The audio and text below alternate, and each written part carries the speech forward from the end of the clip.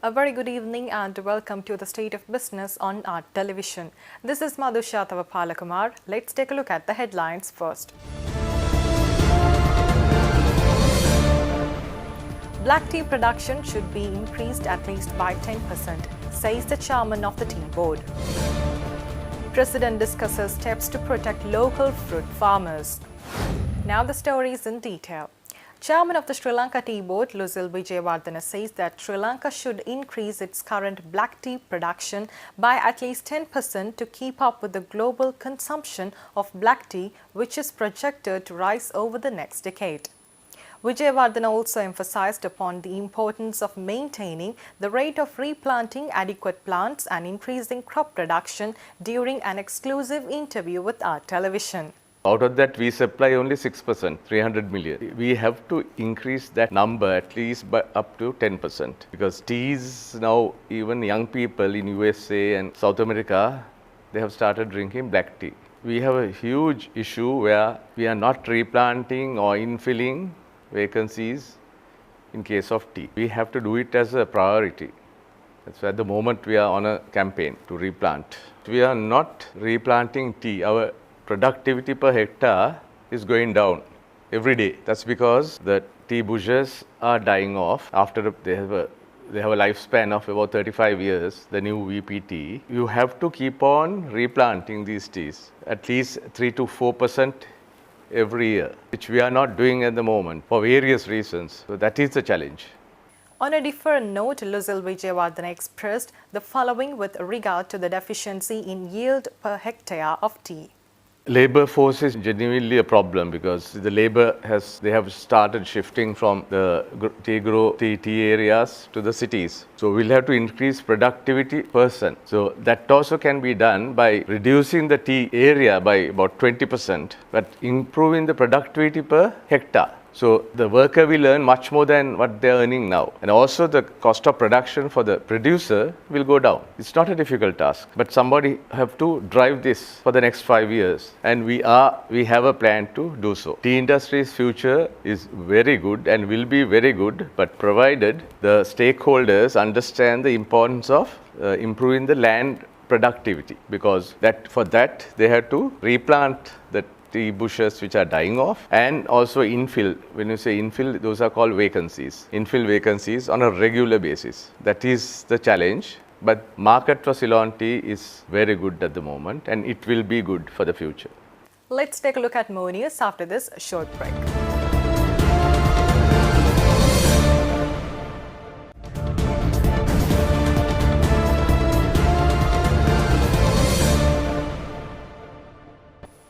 Welcome back. A special discussion was held under the patronage of President Maithripala Sirisena at the President's official residence in Colombo yesterday regarding steps that should be taken to protect local fruit farmers.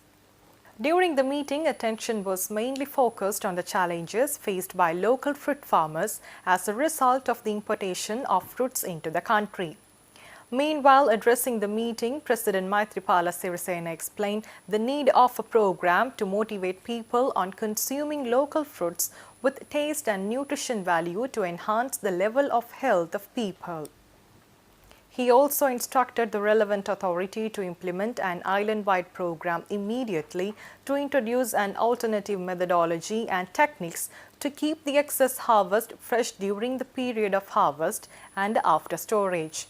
Moreover, steps that need to be taken in order to reduce damage caused by insects were also discussed. The Kingsbury, one of the leading 5-star luxury hotels in Colombo, recently announced its partnership with the award-winning Salavi lifestyle brand while launching its newest restaurant and lounge in Colombo. Located on the rooftop of the Kingsbury Hotel, Salavi Colombo delivers an internationally recognized lifestyle brand to the Sri Lankan market for the first time. The Salavi restaurant will feature Japanese cuisine along with a dynamic combination of offerings. Ranked 67 in DJ Max's top 100 clubs in the world, Salavi has a strong presence in some of the leading nightlife capitals of the world, including Singapore, Hong Kong and Saint-Tropez.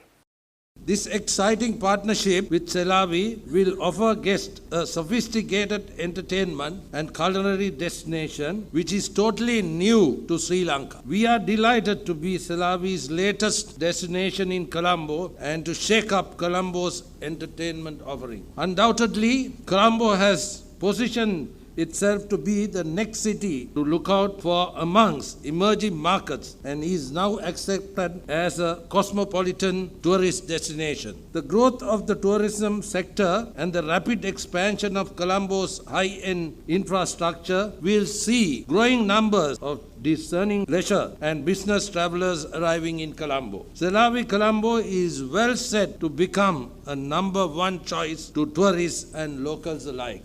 Colombo will be the first in a string of new Selavi destinations this year, and we will bring our international viewpoint within a local context. The company's Asian heritage puts us in a unique position to adapt the local palate and yet appeal to a global audience. Sri Lanka is a beautiful country full of history and culture, and Colombo is looking to be one of the most up-and-coming cities in Asia. You just need to look around and see the developments that are taking place rapidly. Colombo will be among the epicenter of Asia's emerging markets, and Selavi is delighted to be on the forefront of these exciting time of developments as the first internationally renowned brand in Sri Lanka. Let's take a look at the stocks after this short break.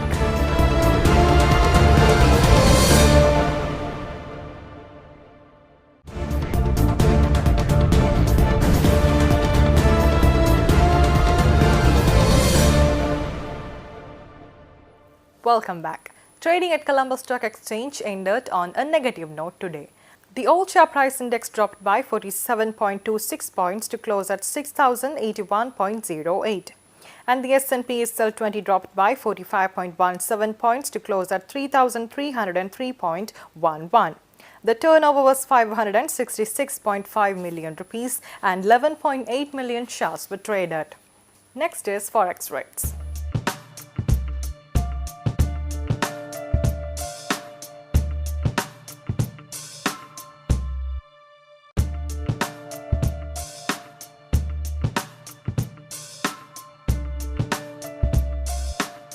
With that, we are wrapping up State of Business for the day. We'll meet you tomorrow at the same time with more latest news. Until then, take care. Good night.